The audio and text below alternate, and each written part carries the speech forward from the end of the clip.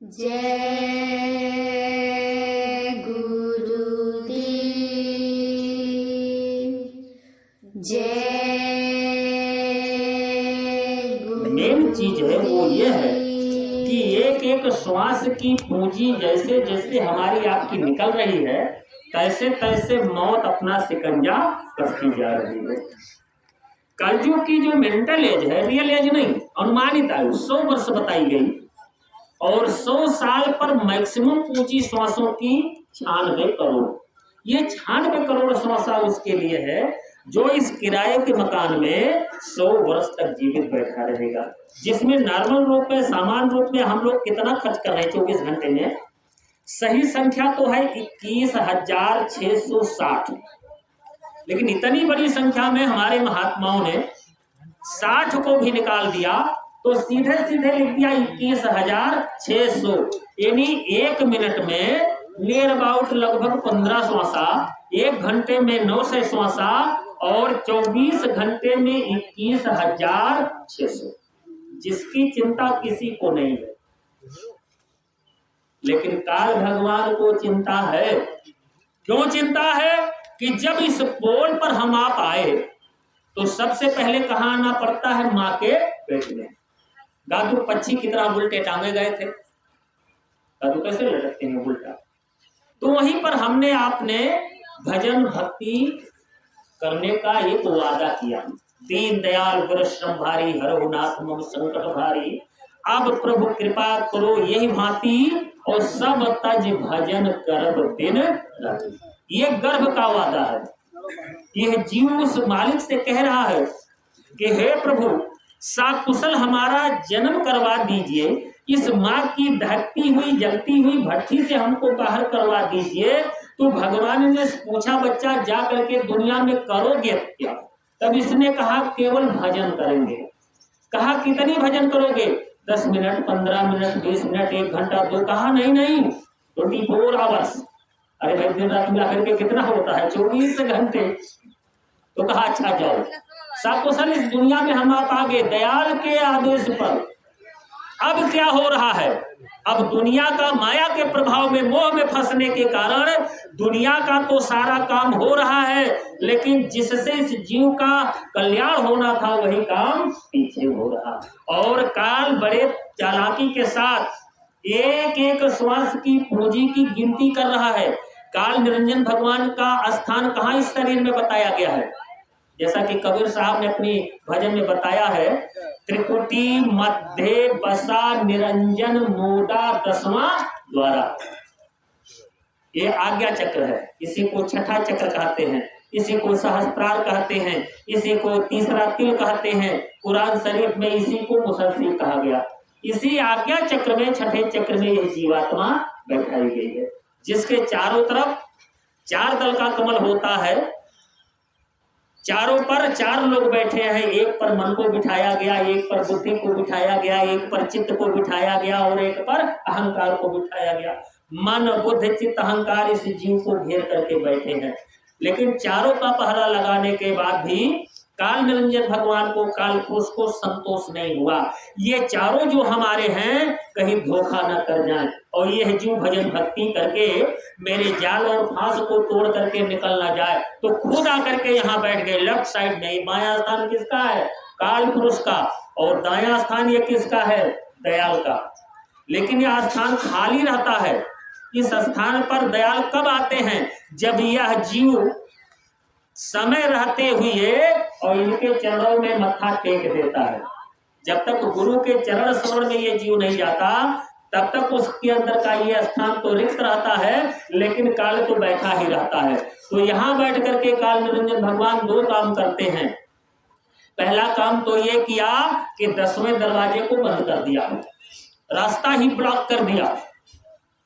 और रास्ते जिससे ये जीव फंसने वाला है इसको तो खोल रखा है। 9 दरवाजे जो स्टर्नम में लगे हैं, बाहर में 7 ऊपर 2 नीचे, ये 9 दरवाजा तो खुला है, लेकिन जिससे जीव को लाभ मिलने वाला है उसको काल भगवान ने बंद कर दिया, एकदम क्लोज कर दिया।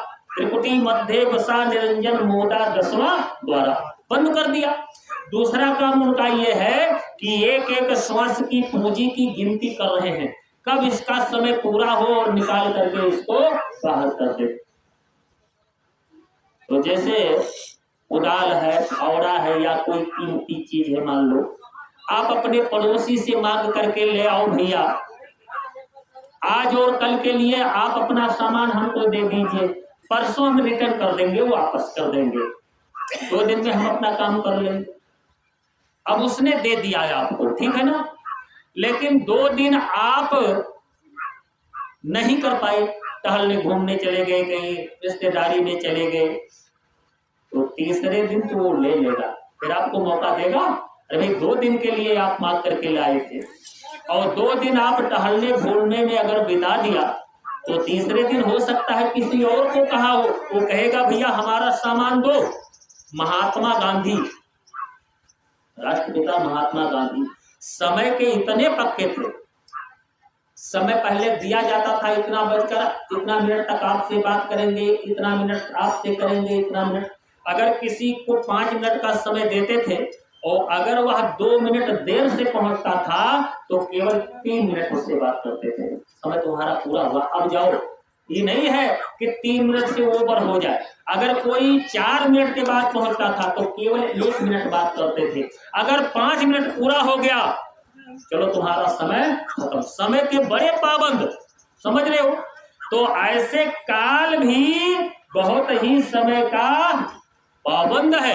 एक श्वास की पूंजी अगर कहो आपको एक्स्ट्रा दे दे या मिल जाए, मिलने वाली नहीं है। तो हमारे महात्मा कहते हैं भाई ये शरीर भी एक तरह से मगनी मिली हुई है, किराए की है और मगनी मिली है।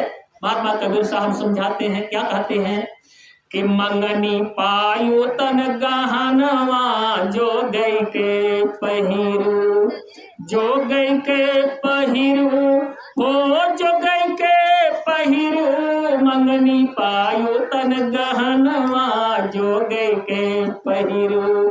तो विषयी कामी क्रोधी लोभी कहना पड़े नयनवा, इनसे दूर रहो। संग दोष का बहुत बड़ा असर पड़ता है, इसलिए हमारे शास्त्र में लिखा है दुर्जना परिहर्तव्य, यानी दुष्टों का साथ नहीं करना चाहिए, नहीं बहुत बड़ा परमार्थ में आपका वो नुकसान करा देंगे। कि मंगनी पायो तन गहनवा जो गई के, बहुत बड़ा ये गहना है मानो शरीर, कि विषयी कामी क्रोधी लोभी के ना पड़े नयनवा, और लूट ले है तुहका जब कहियो, मांग परी महजनवा, कोसे करबो कवन बहनवा जो गई के पहिरो। कोई बहानेबाजी चलेगी या विनती करो कि जरा बाल बच्चों से कुछ लेन देन है लोगों का, अरे हम चलेंगे, हे धर्मराज महाराज के सिपाही, जब पुलिस, हम चलेंगे लेकिन थोड़ा हमको समय दे दीजिए, नहीं तो आप लेकर के चले जाएंगे और कोई दूसरा आकर के कहेगा कि तुम्हारे पिताजी 1000 के बदले वो कहे लाख रुपया लिए थे उधार, तब क्या करेंगे, बच्चे तो हमारे परेशान हो जाएंगे। लेकिन कुछ नहीं, ये जीव निकले उसके पहले इसमें के जितने यंत्र हैं, मशीनें हैं, सब फेल हो जाती है। कान सुनने वाली मशीन है, सुनाई नहीं पड़ता। आंख देखने वाली मशीन है। लोग क्या कहते हैं, भैया भाई मरा ना है लेकिन चीनत पहचानत नहीं है। मतलब क्या होता है, ये जो रेटिना है पुतली, इसके पीछे जो डिस्प्ले लगी है, स्क्रीन प्लेट, पर्दा फट जाता है, एकदम पहचान, क्वाइट ब्लाइंड, अंधापन आ जाता है। तो सारी मशीनें तो फेल हो गई। इतना वो क्रूएल है, इतना वो कठोर है, इतना वो निर्दयी है, तो आपको समय देगा।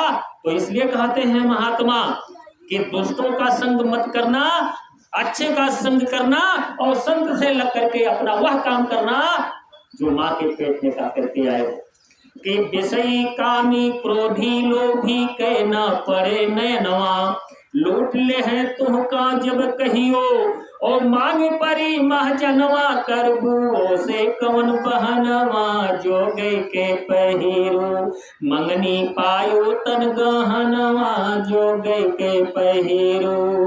तो कामाडिक बत मार जगत में झार चले फैसनवा, हर कामादिक बट मार जगत में झार चले फैसनवा, और दिन माँ लूटे प्रेम भाव से, रात बने दुश्मनवा, भागे पैबू ना ठेकनवा जो गई। मौत से कोई बच सकता है, उल्टा होता है। मौत से जितने कोई दूर भगना चाहता है उतने मौत अपने करीब खींच लेती है। जैसे चुंबक लोहे को खींच लेता है, ऐसे मौत खींच करके उसी स्थान पर आपको ले जाकर के पहुंचा देगी जहां आपकी मौत तय है।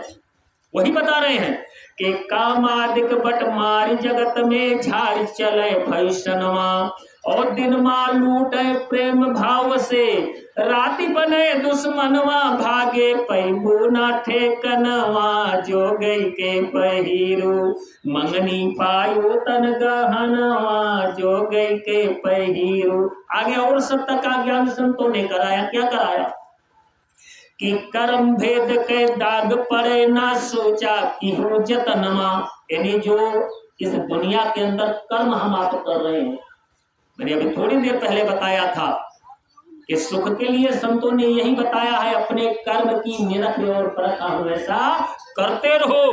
कहीं ऐसा कर्म तो हमसे नहीं हो रहा है कि उसका बोझा लग जाएगा तो बदला देने के लिए फिर आना पड़े। और बीज वासना को जरे तब छूटे संसार। पलटू साहब ने अपनी भजन में बताया है, काल इसी कर्म के आधार पर तो जीव को बार बार रगड़ रहा है। इस 84 में यह जीव कारण क्यों चल रहा है? इसी कर्म के बोझे में फंसने के कारण। कि दिहे कर्म कयाण भेद कोई बिरला ही जाने, यानी कर्म की आड़ में और 84 की यात्रा काल इस जीव की करा रहा है। कि दिहे कर्म कयाण भेद कोई बिरला, कौन भेद जानेगा? जो सत्संग में आएगा, संत वाणी को सुनेगा। पशु पंछी सुर नर असुर जलचर कीट पतंग, सबकी उत्पत्ति कर्म से सहजो नाना रंग। ये जो नाना प्रकार के जीव जंतु, छोटे बड़े पेड़ पौधे घास फूस दिखाई पड़ रहे हैं, तो इसमें भी यही जीव जाता है कर्म के आधार पर। पशु पंछी सुर असुर नर जलचर कीट पतंग, सबकी उत्पत्ति कर्म से सहजो नाना रंग। ये नाना प्रकार की जो रचना में पेड़ पौधे से लेकर के स्थावर पिंड